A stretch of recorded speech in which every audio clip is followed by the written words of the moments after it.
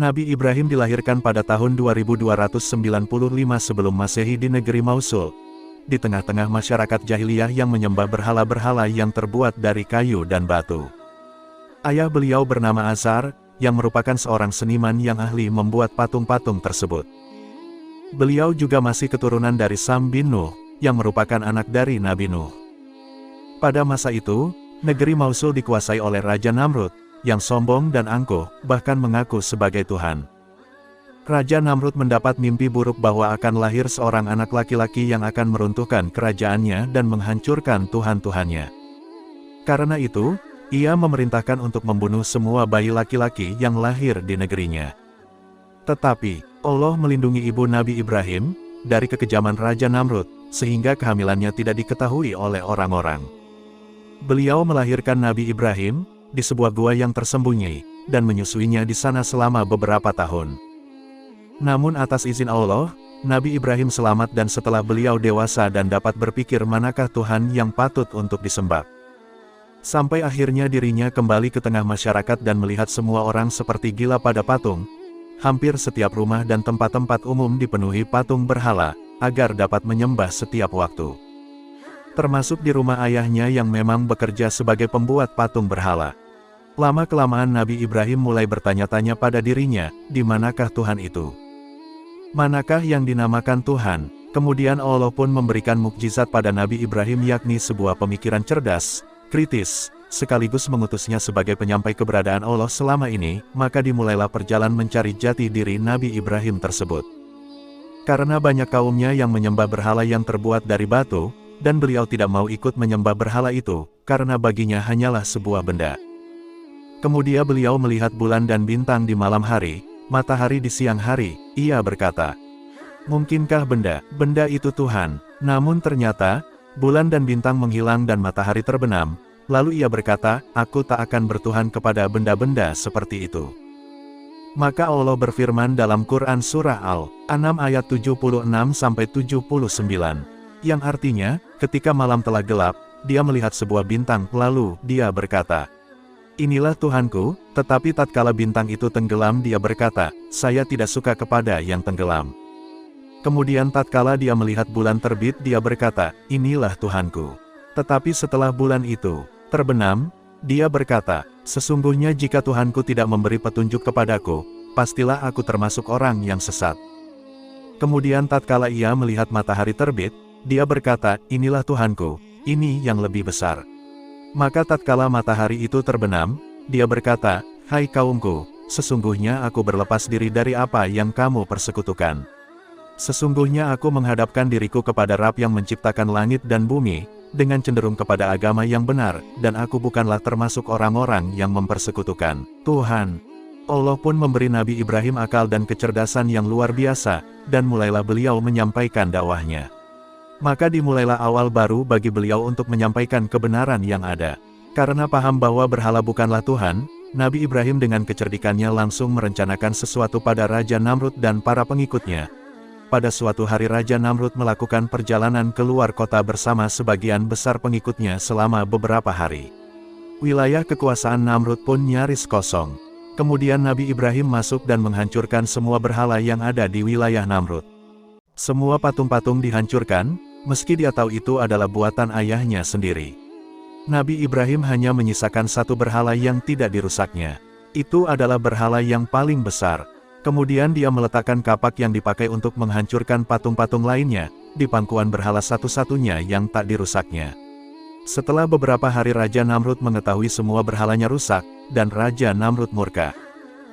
"Siapa yang melakukan semua ini di belakangku?" teriaknya pada pengikutnya.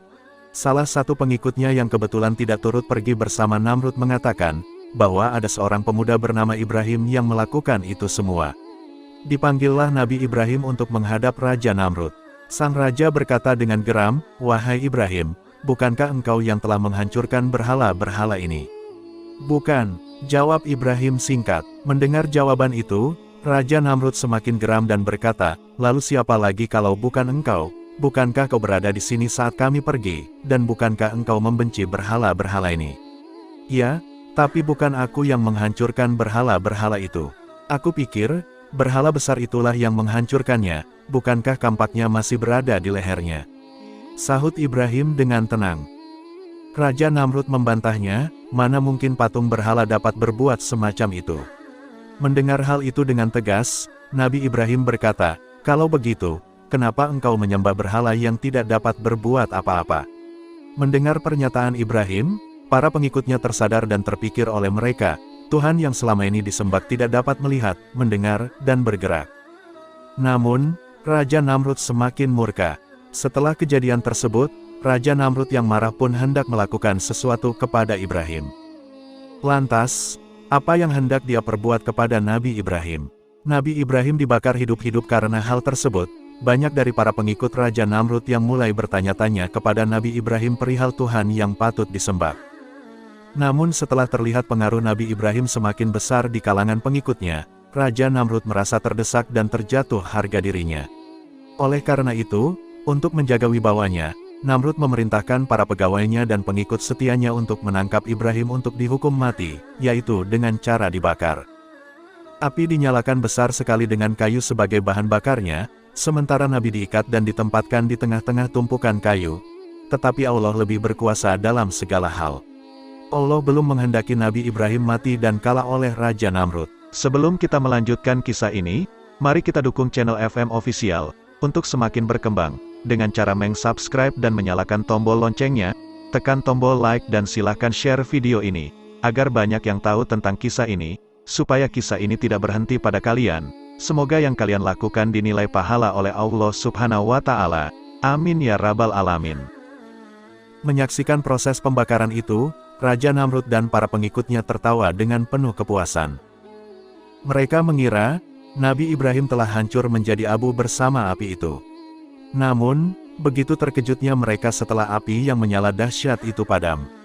Karena Allah kembali memperlihatkan kekuasaannya.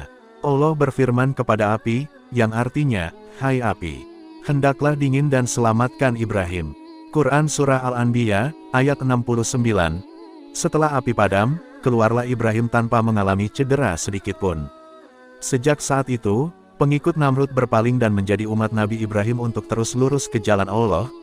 Kemudian dalam menjalankan tugas kerasulannya, Nabi Ibrahim berusaha menyadarkan ayahnya, agar tidak lagi menyembah berhala, dan tidak memperturutkan jalan setan. Namun masih kekeh pada pendiriannya, ayah Ibrahim menjawab demikian adanya, yang artinya, berkata ayahnya, "Adakah engkau membenci Tuhan-Tuhanku, hai Ibrahim? Ingatlah, jika kau hentikan hinaan-hinaan terhadap Tuhan-Tuhan niscaya aku akan menyiksamu. Dan tinggalkanlah aku buat waktu yang lama." Quran Surah Maryam, ayat 46. Sementara itu Raja Namrud ingkar saja kepada Allah, maka Allah menghukum Raja Namrud beserta pengikut-pengikutnya dengan nyamuk yang sangat luar biasa banyaknya. Nyamuk-nyamuk itu menggigit tubuh Raja Namrud dan pengikutnya memasuki lubang-lubang hidung, dan lain-lain. Raja Namrud sendiri mati dengan cara siksaan yang demikian. Wallahu alam. Nabi Ibrahim adalah teladan bagi umat Islam dalam hal keimanan, ketaatan, kesabaran, pengorbanan, dan keikhlasan dalam mengabdi kepada Allah. Beliau juga disebut sebagai Al-Khalil kekasih Allah, karena kedekatan dan kecintaannya kepada Allah. Demikianlah kisah ini, semoga bermanfaat, lebih dan kurangnya mohon maaf. Wassalamualaikum.